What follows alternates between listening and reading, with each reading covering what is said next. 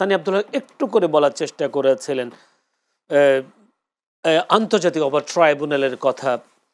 এর একটি ভবিষ্যৎবাণী করেছিলেন সালাউদ্দিন কাদের চৌধুরী, যিনি মানবতা বিরোধী অপরাধে দণ্ডিত হয়ে ফাঁসি তার কার্যকর হয়েছে। তিনি বলেছিলেন এই আন্তর্জাতিক অপরাধ ট্রাইব্যুনাল যেন স্থায়ী থাকে, এখানে একদিন হাসিনারও বিচার হবে, রাজনৈতিক ঋতুপত্র পরিবর্তনের সাথে সাথে এই ট্রাইব্যুনালের কার্যক্রম যেন অব্যাহত থাকে, এটা তার সুনির্দিষ্ট প্রস্তাব ছিল। এই যে আজকে এই ট্রাইব্যুনালে, কি ট্রাইব্যুনালে শেখ হাসিনার বিচার, ফাঁসির রায় হলো, এটা কি আসলে সালাউদ্দিন কাদের চৌধুরীর ভবিষ্যৎবাণী কি আসলে গিয়ে পূরণ হলো নাকি? আসলে কি মনে করে আসলে বিষয়টা এত দূরদর্শী কেমন করে হয় সালাউদ্দিন কাদের চৌধুরী? জি ধন্যবাদ, খুব ইন্টারেস্টিং একটা পয়েন্ট আর কি। আমি এটাকে একদম প্রফেটিক স্টেটমেন্ট এইভাবে বলতে চাই না। আসলে উনি হয়তো ওই সময় উনি ওটার ভিকটিম ছিলেন, তার বিচার চলছিল, এই জন্য এই কথাটা তার মুখ দিয়ে বলার কারণে হয়তো বেশি কাভারেজ পাচ্ছে। কিন্তু আপনি যদি মানে সবাইকে জিজ্ঞাসা করেন, আসলে সবার উপলব্ধি কিন্তু এমনটাই ছিল, কারণ আমরা সবাই জানতাম যে তখনকার ট্রাইব্যুনালের উদ্দেশ্য কী ছিল, ট্রাইব্যুনাল গঠন প্রক্রিয়া, বিচার প্রক্রিয়া, আইন কিভাবে যে রেগুলার আইনকে উপেক্ষা করে আরেক রকম ওইটা কম্প্যাটেবল করা, এই সব কিছু মিলিয়ে আসলে তার উপর বিচার হয়েছিল, তাই সেই কারণে তিনি বলেছিলেন বিষয়টি কেমন। উনি তো ওনার মতো করে বলেছিলেন, কিন্তু জনমনেতে এরকম একটা উপলব্ধি ছিল যে যেভাবে যে রাজনৈতিকভাবে যেভাবে নিপীড়ন চালানো হচ্ছে, অন্য রাজনৈতিক দলগুলোকে দমন করার জন্য নিপীড়ন করা হচ্ছে, একটা উপলব্ধি তো জনমনে ছিল যে এটা যদি অব্যাহত থাকে তাহলে ইতিহাসের পরিক্রমায় একদিন তাদেরকে ওই কাঠগড়ায় দাঁড়াতে হবে। হ্যাঁ, তো এটাই হয়েছে আর কি, ইতিহাস তো এভাবেই চলে। তো এটা একটা জাস্ট ইতিহাসের পথ পরিক্রমার আমরা এটা পুনরাবৃত্তি দেখলাম আর কি। এবং এটা যে এখানেই ফুল স্টপ ব্যাপারটা এরকমও না। যদি এখানেও কোনো অন্যায় অবিচার হয়, যারা অন্যায় অবিচার করবে, এটা তো একটা অব্যাহত প্রক্রিয়া চলতে থাকবে। তো এই বিচার প্রক্রিয়ার মধ্য দিয়ে হয়তো আরও কোনো এক সময় যদি কেউ এরকম স্বৈরশাসক হয়ে উঠে নিপীড়ন চালায়, অত্যাচার চালায়, তাহলে আরও ভবিষ্যতে আরও মানুষকেও এখানে কাঠগড়ায় দাঁড়াতে হবে। প্রশ্নটা হচ্ছে এই আন্তর্জাতিক অপরাধ ট্রাইব্যুনালে যে বিচারগুলো হয়েছিল আওয়ামী লীগের আমলে, সেই বিচারগুলো নিয়ে প্রশ্নবিদ্ধ করেছেন বা প্রশ্নবিদ্ধ ছিল, তারা বিভিন্ন ধরনের কথা বলেছেন, তাদের বিদেশে কোনো আইনজীবী দিতে দেওয়া হয়নি। এখনো কি শেখ হাসিনা বা আওয়ামী লীগ কোনো একটা দূর সময় পর বলতে পারে কিনা যে আমাদেরকে আসলে সে সুযোগ দেওয়া হয়নি, এই বিচার নিয়ে প্রশ্নবিদ্ধ করার সুযোগ হবে কিনা?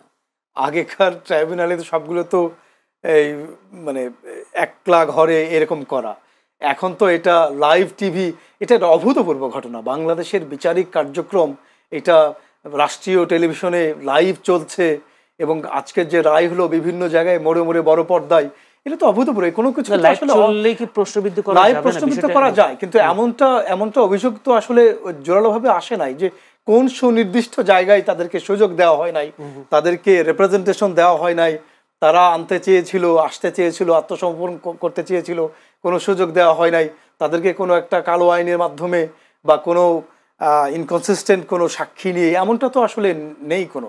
হ্যাঁ, তো এইরকম যদি সুনির্দিষ্ট অভিযোগ থাকে তাহলে তো ট্রাইব্যুনাল নিশ্চয়ই এটাকে অ্যাড্রেস করতো বা এটা মিডিয়াতে আসতো। তো অ্যাটলিস্ট আমার জানা নেই সুনির্দিষ্ট, অ্যাপার্ট ফ্রম শুধু ঢালাও পাইকারি আকারে এটা রাজনৈতিক উদ্দেশ্য প্রণোদিত, এটা ওটা, এরকম ছাড়া সুনির্দিষ্ট কোনো নাই। তো এই জন্য আমি মনে করি একজন রাজনৈতিক কর্মীর পাশাপাশি আমি নিজে একজন আইনজীবীও, তা আইনজীবী হিসেবে আমার কাছে এর চেয়ে স্বচ্ছ বিচার প্রক্রিয়ার মাধ্যমে একটা বিচারিক রায় পাওয়া, এটা যথার্থই রায় দিয়েছে এবং এর চেয়ে স্বচ্ছ হতে পারতো এমনটা আমার কাছে মনে হয়নি। আর দেখুন যে আলাপটা উঠছে যে শেখ হাসিনা ভারতে অবস্থান করছে, অ্যাটলিস্ট এটা আমার জানা নেই যে ওনার আসলে ভারতে অবস্থানের স্ট্যাটাসটা কি। জেড ক্যাটাগরির ওনাদের কতগুলো আছে, প্রিন্সিপাল আছে সিকিউরিটির বা আপনার প্রোটোকলের, তার মধ্যে জেড যে ক্যাটাগরিতে শাহরুখ খান নিরাপত্তা, ওটা হয়তো নিরাপত্তার ওই ক্যাটাগরিতে। কিন্তু প্রশ্ন হচ্ছে যে কোনো একটা দেশে আপনি যখন অবস্থান করবেন, আপনার তো ভিসা ক্যাটাগরি থাকে। আপনি কি আসলে পলিটিক্যাল অ্যাসাইলাম পেয়েছেন না কি পেয়েছেন, না আপনি অতিথি আকারে আছেন, আপনার তো একটা স্পেসিফিক, আপনি যেটা বললেন রনি ভাই, সেটা হলো হয়তো সিকিউরিটি পারপাসে, সিকিউরিটি প্রোটোকলের জায়গায় হয়তো একটা ক্যাটাগরি এরকম রয়েছে। কিন্তু আপনি যে ভিসা ক্যাটাগরি থাকে, তার ভিসা ক্যাটাগরি কি, এটা কিন্তু এখনো পাবলিক ডোমেইনে আসে নাই, ভারত এটা স্পষ্ট করে নাই। তো এটা কি পলিটিক্যাল অ্যাসাইলাম, না এটা আপনি গেস্ট আকারে, মেহমান আকারে রাখছেন? তো গুরুত্বপূর্ণ যেটা ভারত সরকার আর ভারতের জনগণ এই দুটো জিনিসকে আসলে আলাদা করে ফেলা দরকার আমাদের।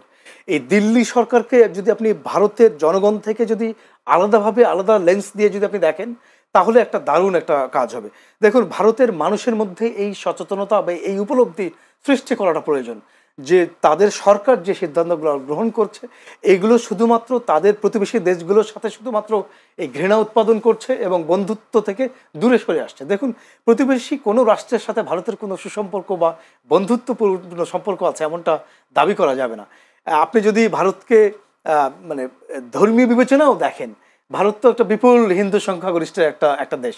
পার্শ্ববর্তী রাষ্ট্র নেপাল তো হিন্দু রাষ্ট্রই, তার সাথেও তার সুসম্পর্ক নেই। ভুটান, নেপাল, পাকিস্তান, মালদ্বীপ, শ্রীলঙ্কা, বাংলাদেশ, আফগানিস্তান, কারোর সাথে তার কোনো সুসম্পর্ক নেই। আপনি বৈশ্বিক মোড়ল হতে চান, আপনি আঞ্চলিক ভাবেই আপনি বন্ধুত্ব স্থাপন করতে ব্যর্থ হচ্ছেন। এই জন্য এটা খুব জরুরি আর কি। আর যদি ভারতের জনমনে আমরা এই আলাপটা পৌঁছে দিতে পারি, আমরা যদি এই সত্যটাকে যদি আমরা পৌঁছে দিতে পারি, তাহলে তাদের জনগণের মধ্যে যখন উপলব্ধি আসবে সেখানেও একটা আন্দোলন আকারে রূপ নেবে, যেটা ভবিষ্যতে ভারতীয় সরকারকে চাপে ফেলবে যাতে এই ফ্যাসিস্ট হাসিনাকে তারা ফেরত দিতে চায়। আমাদেরই এই কাজটা করতে হবে।